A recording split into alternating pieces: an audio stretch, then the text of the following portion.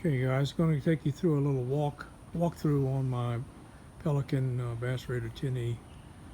This is a model I just got a couple of months ago, 2020. Um, Picked up the trailer. It's a Magic Tilt jet ski trailer.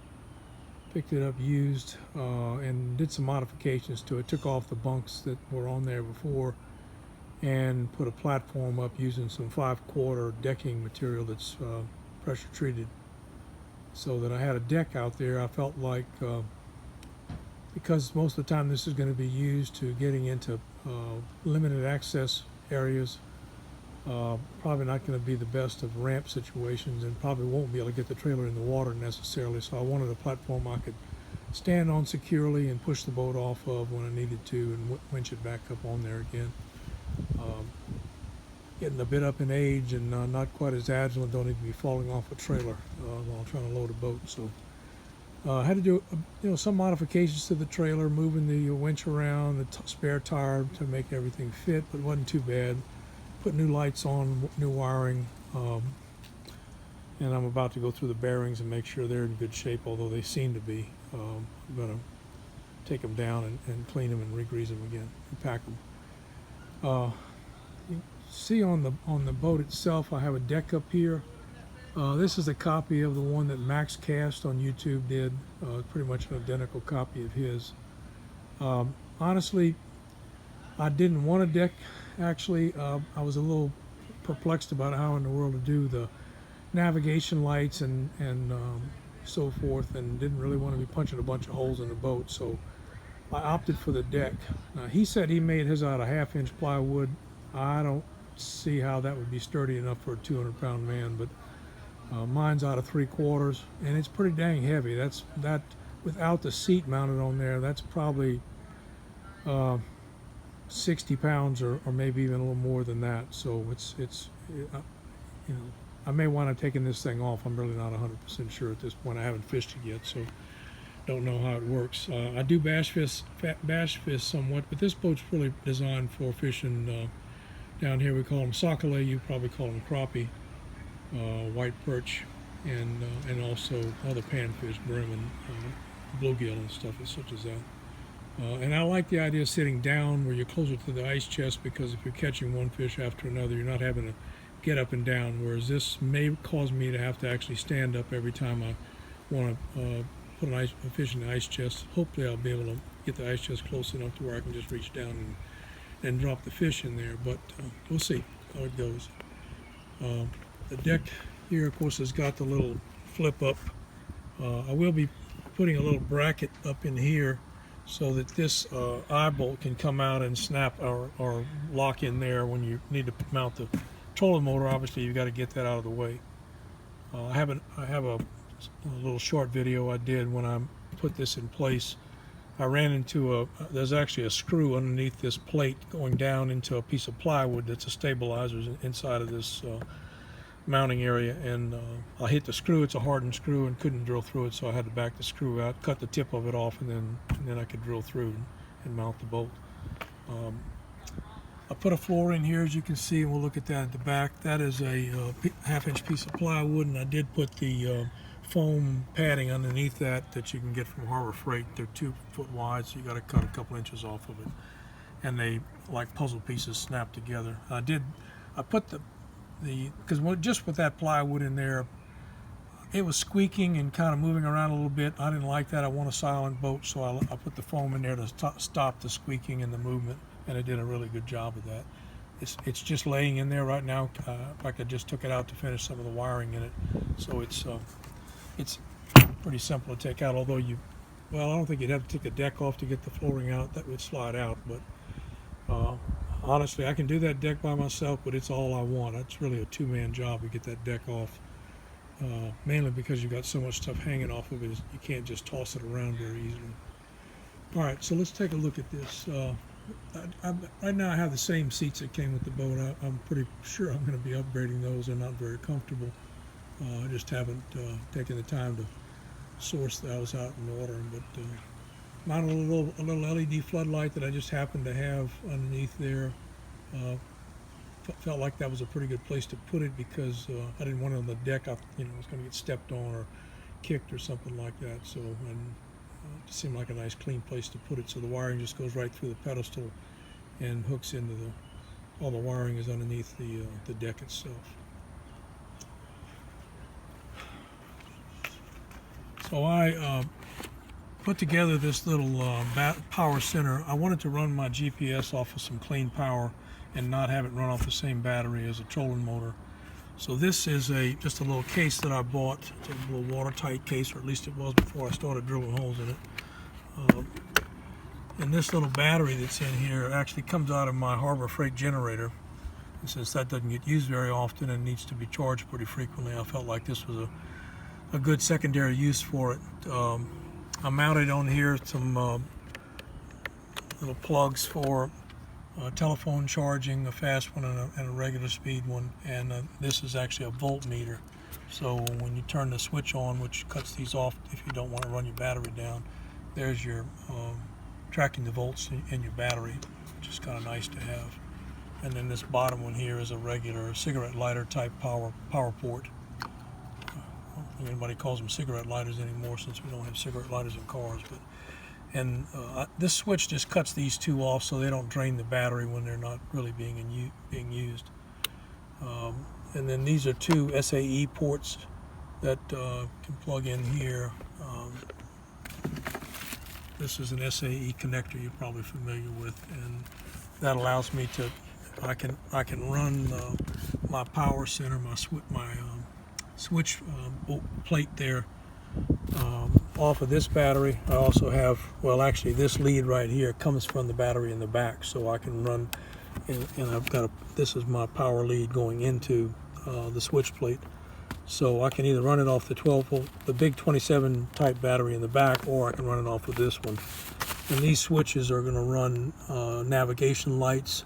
I have courtesy lights up underneath. There's a yellow courtesy light underneath the deck, and then this is a small, well, I don't have it plugged in right now, but this is a small courtesy light here, just designed to light the floor. And then I've got another courtesy light on the battery in the back as well. Two rod holders that it was easy to come and put those in there, obviously for when you're fishing, if you want to take your fish off or retie your line or whatever, or you could have a landing net or something like that in there. The rod holders, again, Max Cast, just a copy of what he did. I thought it was a pretty slick idea. So that's just PVC pipe cut off and painted, and same thing on the other side there.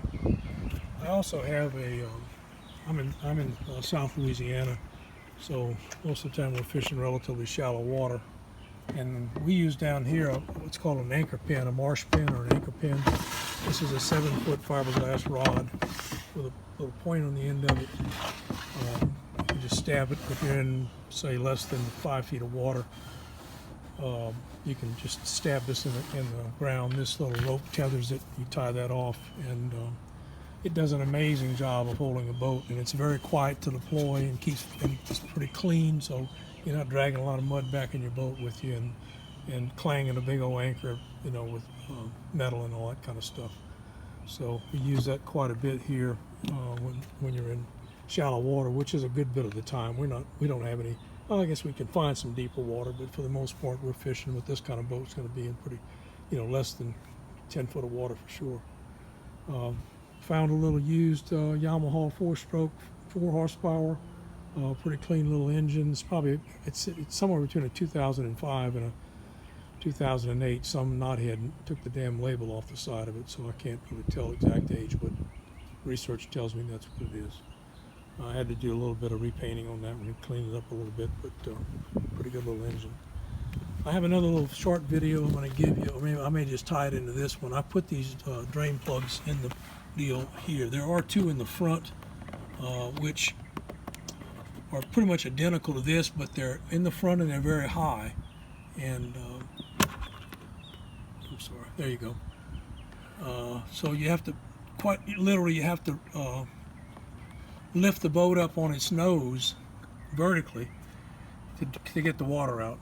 And these pontoons will gather some water at this clamshell seam here. So I didn't want to have to deal with all the crap I got on here. Putting that boat up on its end would be a major task, and that's just not going to happen. So I put these in the back. I have one on each pontoon back here. That's a 3/4 inch hole drill with a Forstner bit. They say 11/16 for that plug. There's no way you're going to get that plug in an 11/16 hole without tearing the plug up. So I drilled it to 3/4, and it fits perfectly. Let's see, what else do we got here? Oh, did use the Scotty transducer mount on the side of the boat. I did initially mount it up here on the top of the deal, but the arm's not long enough to reach, and you can buy a $15 extension to get it down a little bit further. You know, I just got to the point where I stopped spending money on this thing, because you can easily spend, you know, quite a bit of money with all these damn accessories. So, but mounting on the side kind of solves the problem. It is deep enough now, and that's good. I haven't finished this part here. I'm going to probably get a piece of wire loom and run it along the side here so that I can snap this the transducer wire into the wire loom to hold it there while it's being used. But I did want to be able to take this completely off and unplug it from the GPS. And if I had run it underneath the deck where it'd be nice and clean and neat, you know, that's a major job to get that done, because it doesn't, you know, it's got to be tied into the transducer arm. So I'm just going to unplug it from here, unsnap the arm from here, and unplug it from the back of the GPS, and then pull it out of the wire loom, and I'll be able to put it in the vehicle or put it inside under the deck or whatever. Always got to worry about a bunch of damn meth heads trying to steal everything you got, and unfortunately we got to contend with that in this world. I think that's pretty much it. Anxious to put it in the water. It's been a nice, fun little project, but it is time to get it working. I mean, get it fishing, because I've been on it now for probably 3 or 4 weeks off and on, putting all these modifications in there. Like I said, not sure about the deck.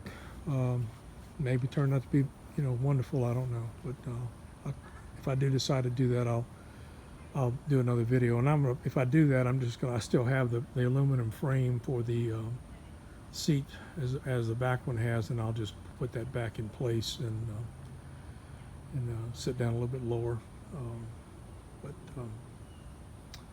All right, well, I think that's about it. There's quite a few videos on this stuff and a lot of different ways to do this. It's, you know, it's all what you need, what you want. You could obviously do this and spend a good bit less money. Well, one other thing, that this battery case back here is, it's you know, I built it myself. It's a power center. I mean, there's Minn Kota makes one, and there's that other company that mimics the Minn Kota. I can't think of what its name is, but on Amazon you can buy the other one. Those are typically about $65. I built this out myself mainly because I wanted a little bit better components than what comes in those. Same type of a deal here with the voltmeter and the phone charger and the cigarette lighter port and a switch to turn both of those off. This little orange light is just a courtesy light that I put some foil on top of so it doesn't blind you if you happen to be running at night. I've got 2 of these SAE ports on here, which does allow me to, I can plug my battery charger into these and not have to do anything inside. Of course, this is the main hookups there, but I did also put on this one a battery plug, excuse me, a trolling motor plug. Very much the same thing as what's in the front of the boat up there underneath that little flip top. So if I did decide to run the trolling motor back here for some reason, I've got a way to power it. Because once you have that plug mounted on the trolling motor, you're not going to be able to use the standard connectors there unless you had spliced in a second set of wires or something like that, which I didn't want to do. But all right, well, interested to hear your comments, and hope this helps some of y'all that are trying to figure out what you want to do here. That's it. Thank you.